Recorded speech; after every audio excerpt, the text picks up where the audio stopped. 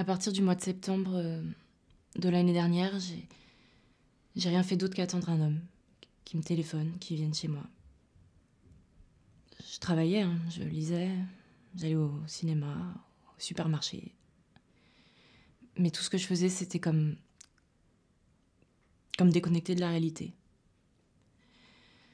D'ailleurs, j'ai un souvenir assez vague de ma vie à ce moment-là, des gens que je voyais.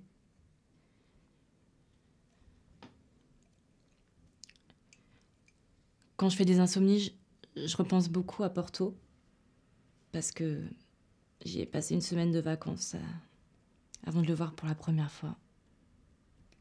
Je me rappelle de mon emploi du temps, de tous mes parcours. Je revois ma chambre d'hôtel.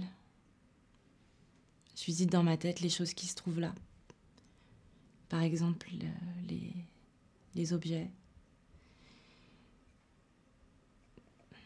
Puis je me rappelle aussi du trajet que j'ai fait pour aller à la soirée où je l'ai vu pour la première fois. Tout ce qui s'est passé avant la rencontre. Avant que l'histoire commence. Comme si un inventaire parfait allait me permettre de la revivre. Cette croyance, cette obsession-là d'aller à Porto dans le même hôtel, ça me travaille beaucoup. En fait, depuis son départ, tous mes actes, toute ma pensée, c'est comme la répétition d'avant ce jour où je l'ai rencontré. Comme pour forcer le passé à redevenir au présent. Quelque chose d'ouvert sur le bonheur.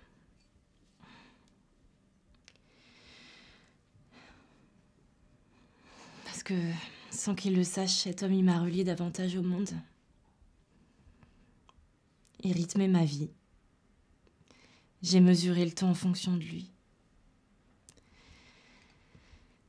J'essayais devant les autres d'être normale, de rien laisser transparaître, mais quand j'étais entourée de femmes, par exemple à la banque ou au supermarché, je me demandais si elles avaient, comme moi, un homme sans arrêt dans la tête. Ou sinon, comment est-ce qu'elles faisaient pour vivre ?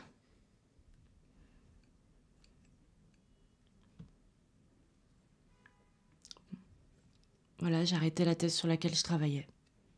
J'arrive plus à élever mon fils. J'ai même été à Moscou quelques heures pour sentir l'air qu'il respire. Et c'était bien. Ouais.